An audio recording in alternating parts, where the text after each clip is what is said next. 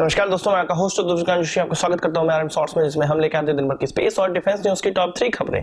तो चलिए जान लेते हैं। दोस्तों, अपनी सबसे पहली खबर की शुरुआत करेंगे उस वोटिंग से जो कि यूनाइटेड नेशन जनरल असेंबली में हुई, जिसमें भारत ने उस रेजोल्यूशन का समर्थन किया जिसमें कि इजराइल की राजधानी जेरूसलम नहीं होनी चाहिए, यह प्रस्ताव रखा गया था। आप लोग कई दिनों से सुनते आ रहे होंगे ये जेरूसलम वाला केस। इस पर पूरी डिटेल मैं कल अपलोड करूंगा, यानी कि संडे को अपलोड करूंगा।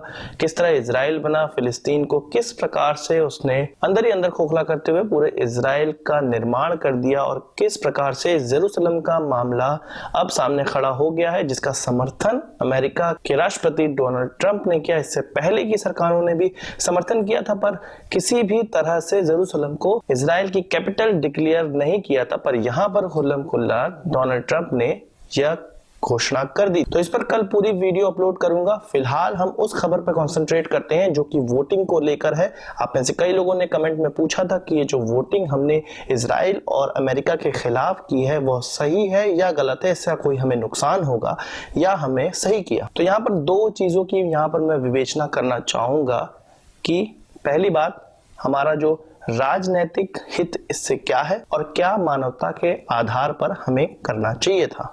सबसे पहली बात कूटनीति और राजनीति की करेंगे। आप जानते होंगे कि क्लोजनेस अब हमारी बढ़ती जा रही है अमेरिका और इजराइल से, पर यहां पर हमें यह भी देखना चाहिए कि किस प्रकार की वोटिंग का माहौल बना हुआ है। आप इस वोटिंग को अच्छे से देखें तो इसमें 126 देशों ने अमेरिका का विरोध किया है, इस रेजोल्यूशन का समर्थन किया है पर अमेरिका का विरोध किया है।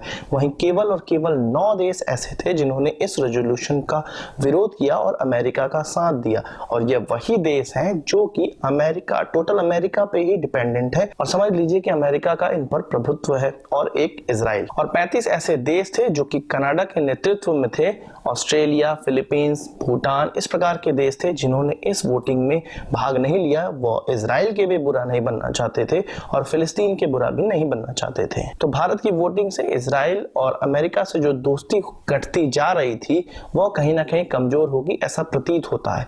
पर मुझे ऐसा कुछ भी नहीं लगता है। राजनीति और कूटनीति में यह ध्यान देने की आवश्यकता होती है इंपोर्ट और एक्सपोर्ट। हम कहां से इंपोर्ट ज्यादा कर रहे हैं और कहां को एक्सपोर्ट ज्यादा कर रहे हैं। भारत का जो सबसे ज्यादा इंपोर्ट करने वाली चीज होती है वो आर्म्स होती है और तेल होती है। तेल हम लोग मुस्लिम कंट्रीज से इंपोर्ट करते हैं जो कि फिलिस्तीन के सपोर्ट में होती हैं। 13-14 मुस्लिम कंट्रीज हैं जो कि फिलिस्तीन के सपोर्ट में है। अगर हम फिलिस्तीन के सपोर्ट में वोट नहीं देंगे तो इन देशों से नाराजगी हो जाएगी और हमें तेल ज्यादा दाम पे या तेल न मिलने की संभावना हो जाएगी। वही बात करें अमेरिका और इजराइल से, केवल और केवल हमें हथियारों में सहायता मिलती है। और आप सभी जानते होंगे कि अमेरिका किस प्रकार का है, वो पैसों पर ही सब कुछ करता है, मानवता के ग्राउंड पे वो कुछ नहीं करता है। तो यहाँ पर मुझे लगता है वोटिंग सही की है भारत ने। और वोटिंग में एक और चीज देखने को मिली है कि जो 126 देश अमेरिका के खिलाफ वोट किए हैं उनमें वो पूरे के पूरे यूरोपियन देश हैं जो कि नाटो के भी सदस्य हैं, यानी कि उनके खुद के सदस्य उनके इस पक्ष में नहीं थे, क्योंकि ये गलत है। जेरूसलम में कुछ उसी प्रकार का मामला है जैसे कि हमारे कश्मीर में आधा पार्ट पाकिस्तान के पास है, आधा पार्ट हमारे पास है। उसी तरह जेरूसलम में भी आधा पार्ट इजराइल के हाथ में है और आधा पार्ट जॉर्डन के हाथ में है। बहुत समय से इजराइल ने जेरूसलम को अपनी राजधानी घोषित किया हुआ है पर ऑफिशियली यह नहीं हो पाया है। पर अमेरिका ने इस बार उनका समर्थन कर दिया और उसी मामले में वोटिंग चालू हो गई। अब यदि अमेरिका किसी दिन पाकिस्तान का साथ देने लगे और यह कहे कि कश्मीर पाकिस्तान का हिस्सा है, पाक ऑक्युपाइड कश्मीर भी पाकिस्तान का हिस्सा है और वह वहां पर सरकार कानूनी तौर पे बना सकते हैं, तो हमारा क्या वहां पर स्टैंड होगा। यदि हमने अमेरिका का साथ यहां पर दिया होता तो हम किसी भी मामले में कश्मीर में अपनी आवाज बुलंद नहीं कर सकते थे, क्योंकि यह विश्व स्तर की बात होती है, केवल और केवल अमेरिका और इजराइल की बात यहाँ पर नहीं हो रही है। तो कूटनीति और राजनीति के मामले में भी यह डिसीजन सही है, क्योंकि हमारा ज्यादा से ज्यादा व्यापार हमारे एशिया में होता है, हमारे अरेबियन कंट्रीज से होता है और हमारे लोग भी वहां पर नौकरी करने जाते हैं। और दूसरी बात, मानवता के आधार पर हमें अपने कश्मीर को भी लेना चाहिए कि किसी दिन अमेरिका उठ के बोले कि पाकिस्तान के हाथ में चला गया पूरा कश्मीर, तो ये नहीं माना जा सकता है। और यही चीज वहां पे हो रही है। सभी चीज बातचीत से संभव हो सकती है। बातचीत से ही जेरूसलम का मामला भी सॉल्व हो सकता है और कश्मीर का मामला भी हो सकता है। इसी कारण से इन दोनों ही मुद्दों को जस के तस छोड़ा गया है। यूनाइटेड नेशन इसमें हस्तक्षेप नहीं करता है, पर अमेरिका यहाँ पर हस्तक्षेप किया और इसके विपक्ष में एक रेजोल्यूशन पास हो गया। इसका भारत ने भी साथ दिया और मेरे हिसाब से भी यह सही है। कल हम लोग बात करेंगे इजराइल किस प्रकार से बना, क्या जेरूसलम का मामला था, अभी कौन सी कैपिटल है वहां पर, और भी कई मुद्दों पे बात करेंगे। एक पूरी विस्तृत वीडियो में आपको दूंगा। आपका क्या ख्याल है इस वोटिंग पे, वो भी कमेंट बॉक्स में जरूर बताइएगा।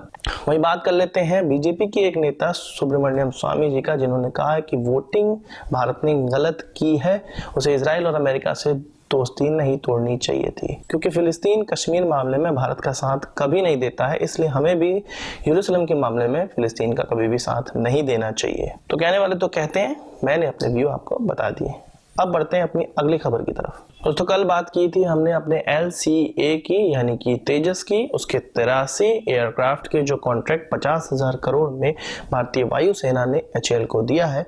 और आज हम बात करेंगे LCH की, लाइट कॉम्बैट हेलीकॉप्टर की, जिसके 15 हेलीकॉप्टर्स का कॉन्ट्रैक्ट अब भारतीय वायुसेना और भारतीय आर्मी ने HAL को दे दिया है। करेंटली 4 ऐसे प्रोटोटाइप टेक्नोलॉजी डेमोन्स्ट्रेटर LCH के टेस्टिंग में है और उसकी production line mister Arun Jaitley जब डिफेंस मिनिस्टर थे तब उन्होंने प्रोडक्शन लाइन का लॉन्चिंग कर दी थी, बेंगलुरु में लॉन्चिंग कर दी थी। और अब यह कॉन्ट्रैक्ट HAL को मिल गया है और 2018 से इसके प्रोडक्शन होना स्टार्ट भी हो जाएगा। तो LCH की तरफ से भी, मेक इन इंडिया की तरफ से बहुत अच्छी खबर आ रही है। LCH को पावर देने की बात करें तो 2 शक्ति इंजन से इनको पावर मिलती है। इसके बारे में कहा जाता है कि भारत में यह केवल और केवल ऐसा हेलीकॉप्टर है जो कि सियाचिन बॉर्डर पर भी लैंड कर सकता है, 5400 मीटर की ऊंचाई पर भी लैंड कर सकता है। तो बहुत ज्यादा आवश्यकता थी इस प्रकार के एक हेलीकॉप्टर की भारतीय वायुसेना और भारतीय आर्मी को, जिसका कॉन्ट्रैक्ट लिमिटेड एडिशन प्रोडक्शन का कॉन्ट्रैक्ट जो कि 15 हेलीकॉप्टर्स का होगा वो दे दिया गया है। इसके बारे में एक और अपडेट है, म्यांमार गवर्नमेंट भी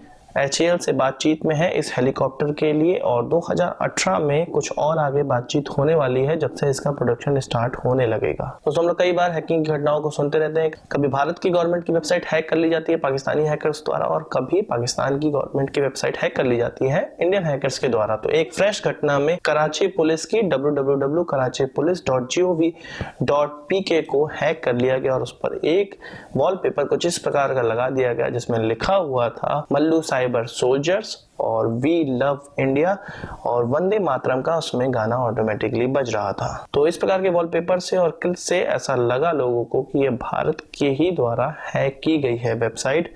अभी इस प्रकार की कोई पुष्टि नहीं हो पाई है। तो आज की इस वीडियो के लिए बस इतना ही। आशा करता हूँ आपको वीडियो पसंद आया। अगर आप इसको बड़ा जरूर देंगे इस वीडियो से, कोई सवाल सुझाव तो कमेंट बॉक्स में जरूर लाइएगा और यदि आपने हमारे चैनल सब्सक्राइब नहीं किया तो उसे भी कर लीजिए, क्योंकि हम इस प्रकार की वीडियो लाते रहते हैं। नमस्कार, थैंक यू।